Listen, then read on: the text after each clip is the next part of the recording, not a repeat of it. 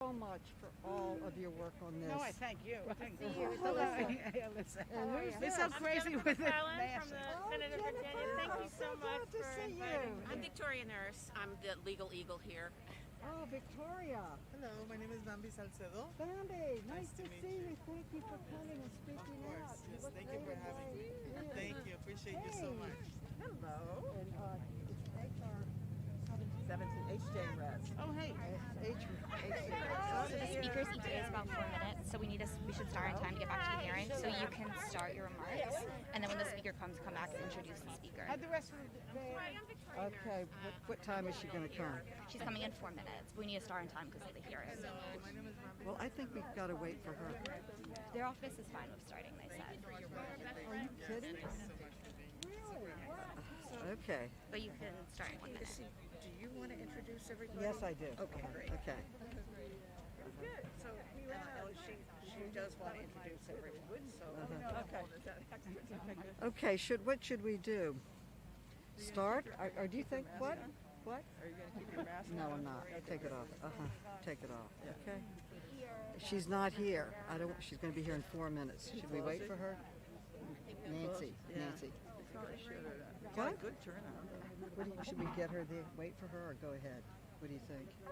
She says go ahead. Go ahead. Okay. Mm-hmm. Mm-hmm. Hi, Jackie. Carol. oh, Carol, how are you? The sun is in my eyes. Ready? Where's Nunez? I don't see Nunez here. She's not here. Okay. No, head of now is not here either. Okay. Good morning. I want to thank everybody for coming, and I think meetings should start on time. We're waiting for Speaker Pelosi. We're honored that she has found time to come and speak with us, and she has told us to go ahead and start because we have a hearing and things happening. So I'm going to start. I first want to thank so many friends and colleagues for joining me on this historic hearing to finally get women enshrined in the Constitution. A special thank you to Alyssa Milano, founder and president of the Feminist Majority, Carol Jenkins, president of the ERA Coalition, and a very special thank you to my colleagues in Congress, Jackie Spear, Brenda Lawrence, Lois Frankel, all co-chairs of the Women's Caucus. Senator Ben Cardin is expected to be here, and the Honorable Jennifer McClellan from the great state of Virginia that was the last to ratify the Equal Rights Amendment. Since it was first introduced and passed by Congress, we have fought for equality of rights under the law. We have fought for this simple language to be included in our Constitution, the language of the Equal Rights Amendment, and I quote, "Equality of rights under the law shall not be denied or abridged by the United States or any state on account of sex.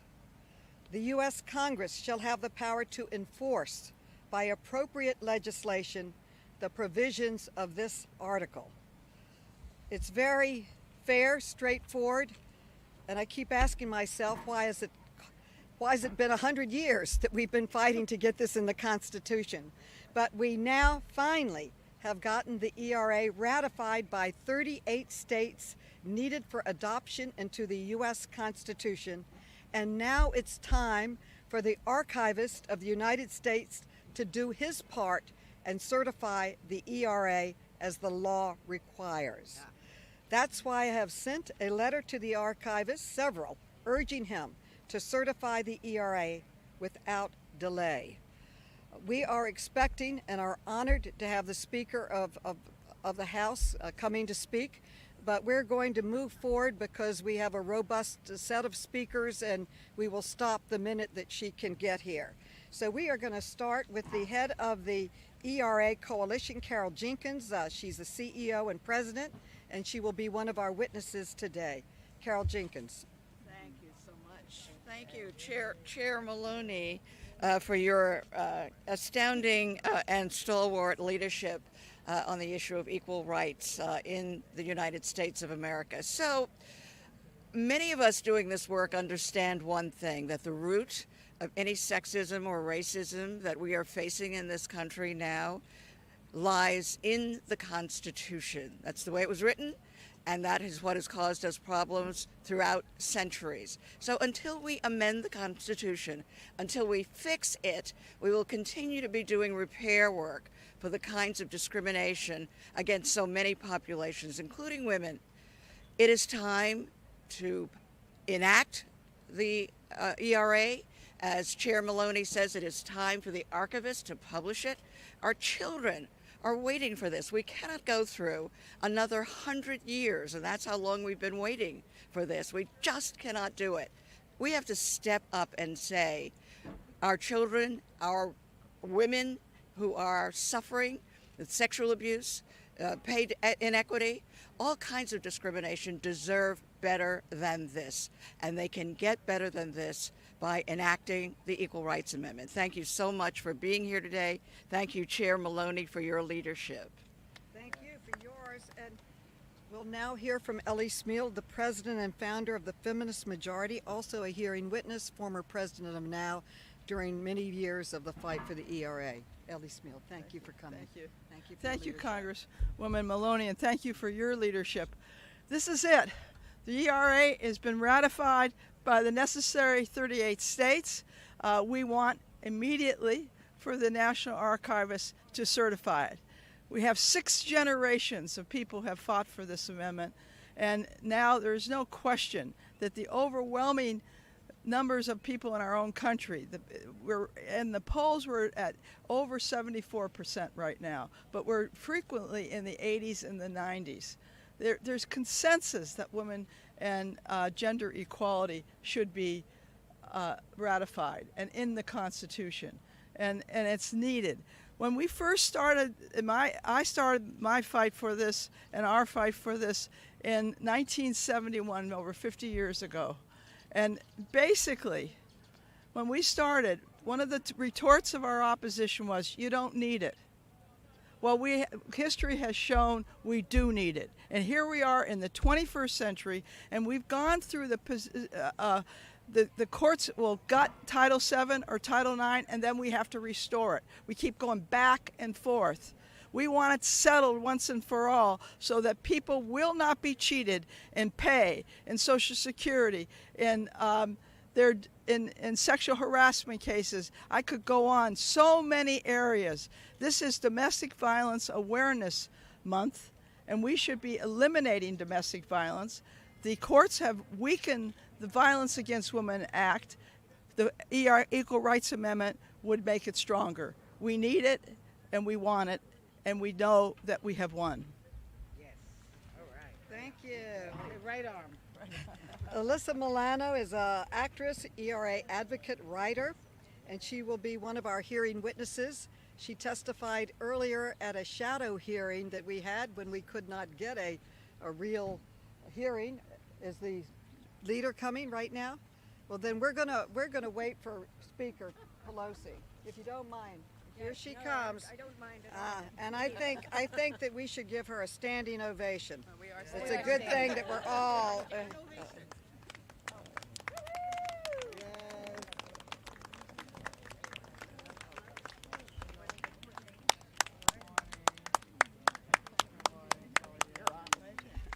We are so honored to have the first woman Speaker of the United States Congress here with us today. We are so honored that she could find the time in her busy schedule to be with us. We know how important the Equal Rights Amendment is to her. The great Speaker, Nancy Pelosi. Thank you. Good morning, everyone.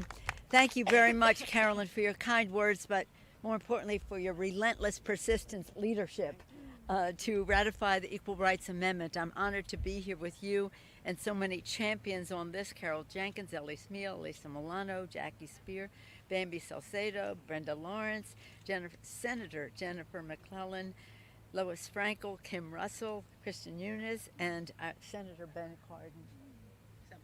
Coming on his way of Maryland.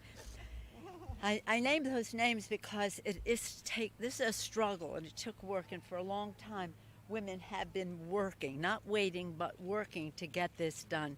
and our allies as well. 50 years ago,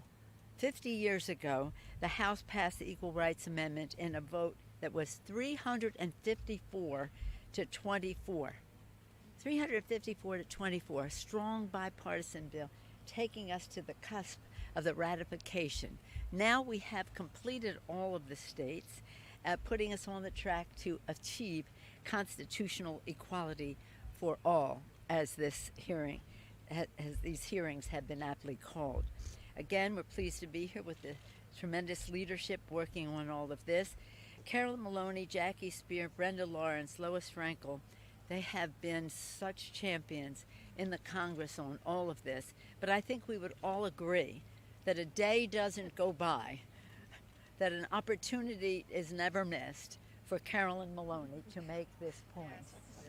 Thank you, Carolyn. And so, all the things we talk about, 100 years and 1 year after women have had the right to vote, we still do not have it, ERA, enshrined in the Constitution. Why not? What's the thing? So today, again, we take a step toward equality for women, progress for families, and a stronger America. Because as we believe, when women succeed, America succeeds. Thank you all very much. Bravo. In recognition of his schedule, I'll now introduce the great Senator Ben Cardin, who is our champion in the Senate. Thank you, Ben. Thank you. Oh, Carolyn, first of all, thank you so much. It's so great to be here with my colleagues. Madam Speaker, it's always an honor to be with you. There's no time limit on equality.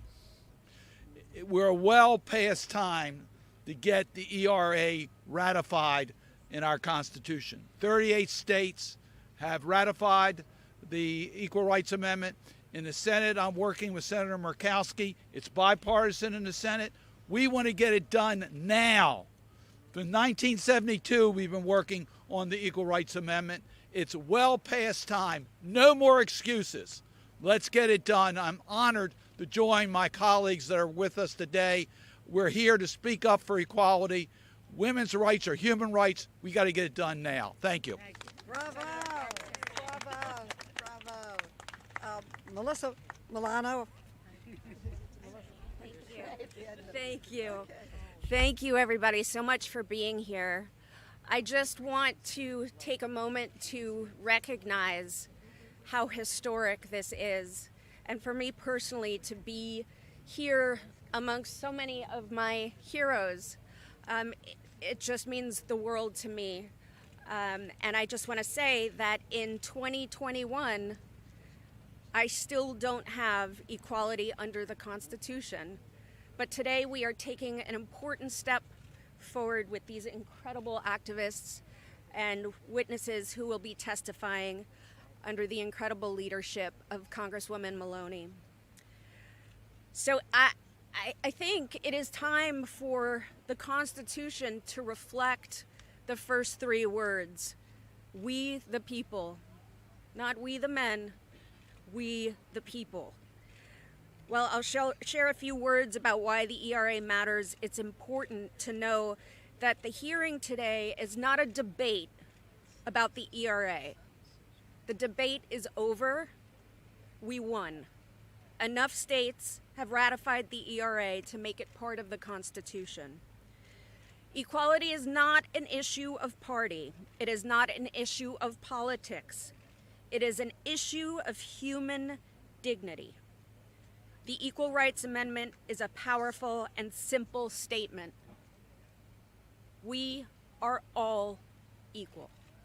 Thank you so much. Thank you. Jackie Spear is one of the co-chairs of the Women's Caucus, the Democratic Women's Caucus. She's a member of the committee and the author of H.R. 17, which we passed in the House and are now trying to pass in the Senate, removing the time limit. Jackie, thank you for your leadership. Your great leadership. Thank you, Carolyn. Let me say, sister, how wonderful it is to be in the war with you, because you have my back and I have your back.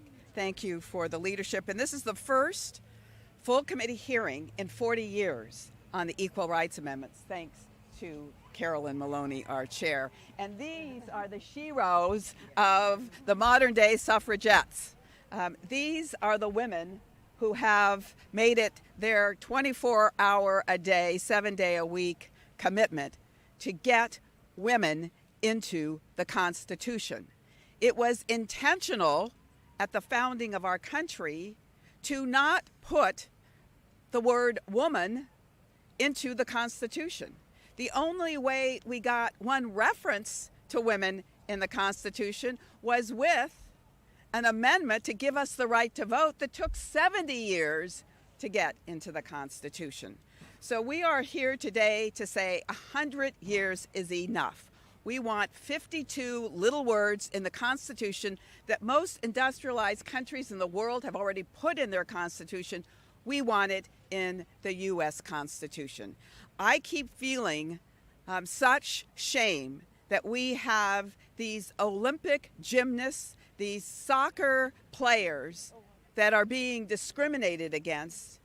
And I believe strongly that if it was in the Constitution to have the ERA, that the discrimination that they have endured would be over. So we're saying to the White House and we're saying to the Department of Justice, it is time to rescind the reckless political opinion by the Trump administration. And if you rescind that, the archivist will be in the position to enroll the 28th Amendment to the Constitution and put ERA into the Constitution of the United States. Thank you. Victoria Norse, law professor at Georgetown University, one of our panelists today. Thank you very much, Chairman Maloney, for all your work. You are a relentless advocate. All I want to add to these statements is that I'm an expert on the Constitution, and we've got a new Supreme Court in town. And that new Supreme Court has a judicial philosophy that does not include women.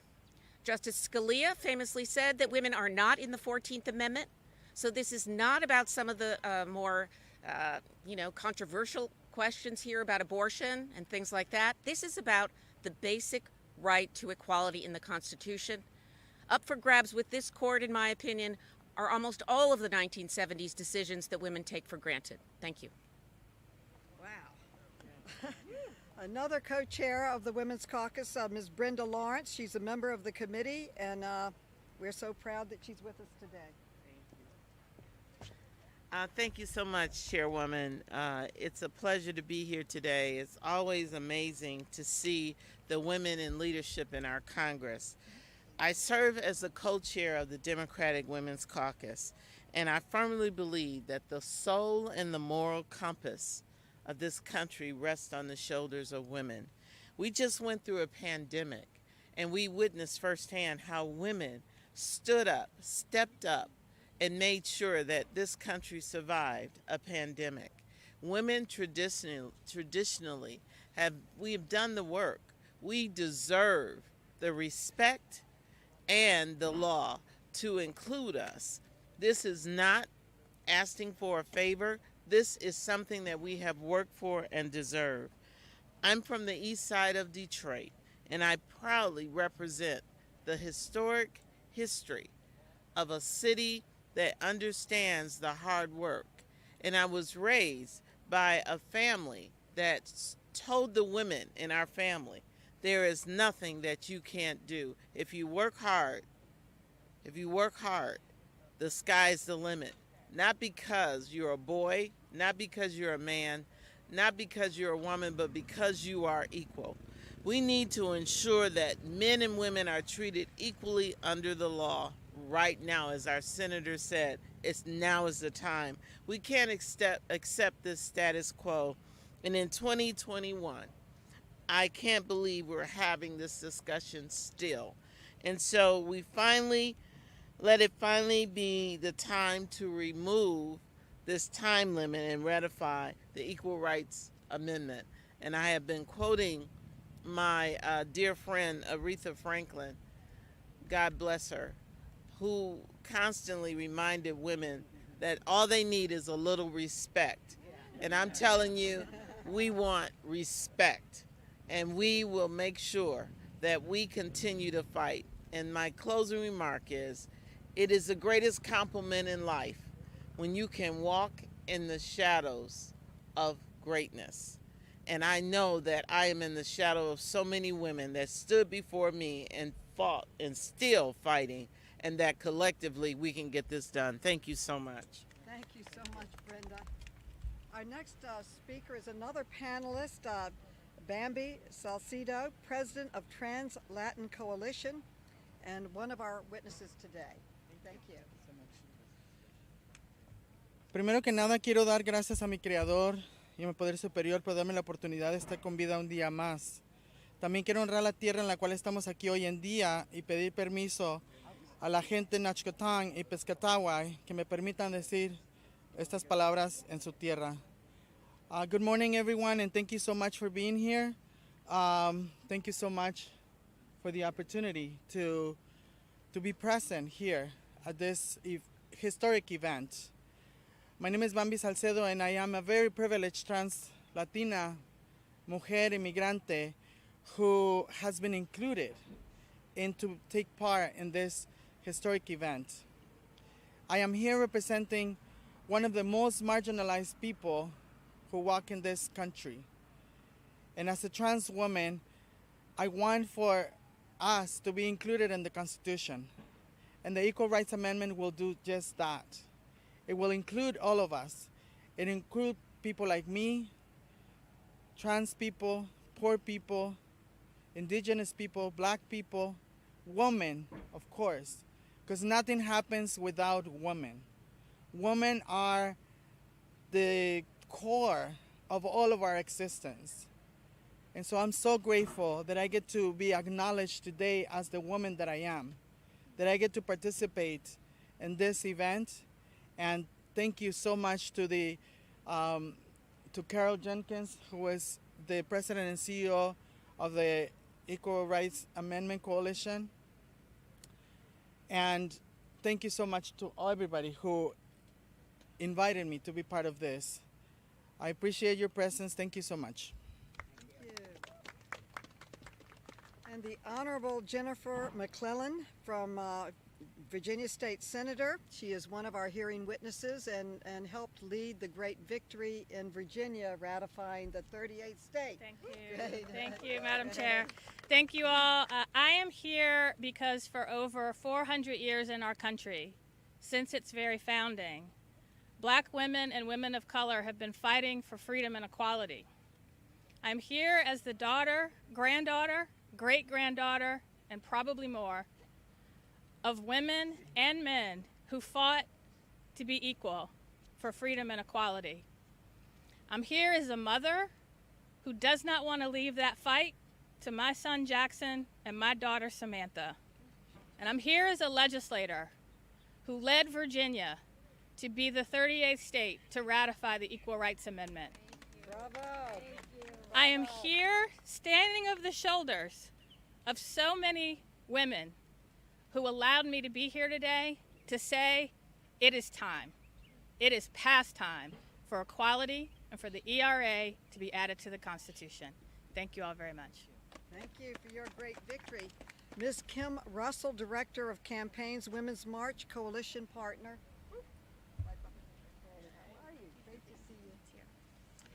Hi, thanks everyone. I am so grateful and proud to be here today, standing among so many advocates, activists, allies, and rallying with women from all walks of life and all kinds of experiences. I'm especially proud to be here today because I'm the mother of a 15-year-old daughter. And that's who needs the Equal Rights Amendment most. It's women from all walks of life and all kinds of experiences, and our children. Back when the ERA was first introduced in 1923, you could say it was a fringe issue, and women's rights as a whole were not considered back then. But fortunately today, that is far from the truth. A whopping 94% of Americans support the ERA because we all know that equality of women is the key to advancement of our country. Now, I'm here from the Women's March, so I can't stand up here and not talk about the thing that's under attack that allows women of every ethnicity, every class, every religion, and yes, every political party to equal lives. And that's the right to control our bodies and the right to an abortion. Now, we've got a big fight ahead, and we need to work to codify the right to an abortion into federal law. But women's equality is about far more than just abortion. The ERA is about far more than abortion. If ratified, the amendment would fundamentally transform the lives and livelihoods of every single woman in this country.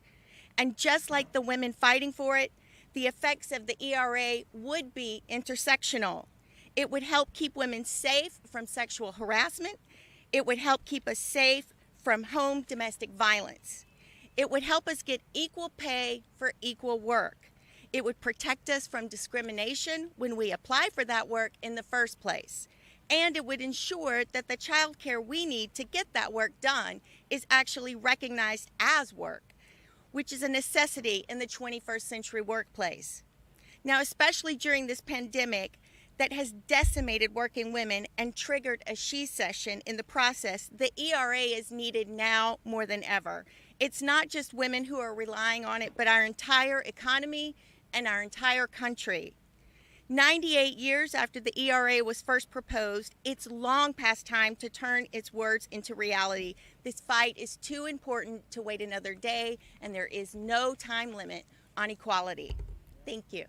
Thank you. We've been joined by the president of the National Organization of Women, Ms. Christian Nunez. She's one of our coalition partners, now led the fight in the 1970s and is leading the fight and helping lead the fight today. Thank you for coming. Thank you so much and for all your work. Great to see you. Thank you. It is a pleasure to be here this morning, and I'm so excited to join all the coalition partners who've been doing great work to move forward and finally get the ERA as added to our Constitution. Today we are really talking about legacy. And I want to just quickly talk about why it's so important that we continue this fight and actually get it to move forward. I'm going to just talk quickly about legacy and some of the great people who've been part of this legacy. And I want to just highlight one of the important people of the movement, Polly Morey. And Polly Morey is a co-founder of NOW, and she inspires so many of us. In 1970, built a strategy for empowerment of women when she, and even Ruth Bader Ginsburg cited her in her amicus brief when she helped move forward, women's sex victims under the case of sex victims discrimination. But Murray argued back in that day, in September 1970, the importance of sex discrimination and the race discrimination. And when we talk about the ERA today, we have to recognize that we cannot have true equality, we cannot have true protections if we do not have the Equal Rights Amendment. So in her testimony, she said, my parents were born during the Reconstruction era. My grandmother was born in slavery, the product of rape by a white master of a slave. And according to American legal order, beginning with ideas of blacks were inherently unequal, and they were inferior to whites, and women were inferior to men. So if we think of this now, we have to think about where are we now in our legacy?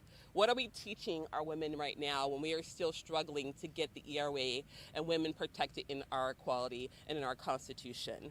So as we go forward, this is why we're here. It's important that we finally take the last step to finally make women equal and protected under the law. What legacy are we going to leave? And that's all I wanted to say. And I hope that we're leaving the right legacy for our women, our daughters, and our children. Thank you. Thank you, Kristen. Our last speaker is Lois Frankel, co-chair of the Women's Caucus. Thank you so much for your leadership. Thank you. Just great to be with all these warriors, sheroes. I want to say we got Marilyn Strickland joined us, and our Virginians, Abigail Spanberger and Jennifer Wexton. Thanks. Yeah, okay. So, Jennifer, let's see, Abigail has 3 daughters, right? 3 beautiful daughters.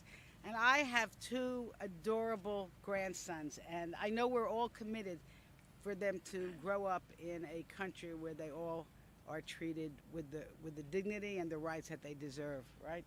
Okay, so I asked particular words that I'm just going to adopt by reference today, but I want to say and thank Virginia. You did ratify this amendment. The ERA has been ratified, and in its honor, I'm going to just modify part of a poem written by Maya Angelou. You may write me down in history with your bitter, twisted lies. You may trod me in the very dirt, but still, like dust, I have risen. Oh, guess that doesn't rhyme. I rise. Does my sassiness upset you? Why are you beset with gloom? Because I walk like I got oil wells pumping in my living room, just like moons and like suns with the certainty of tides, just like the hope springing high. Still, I have risen. Thank you. Thank you. That concludes our press conference today, and we need to get to our hearing. So thank you very much. Good job. Thank you so much. Good job. They are available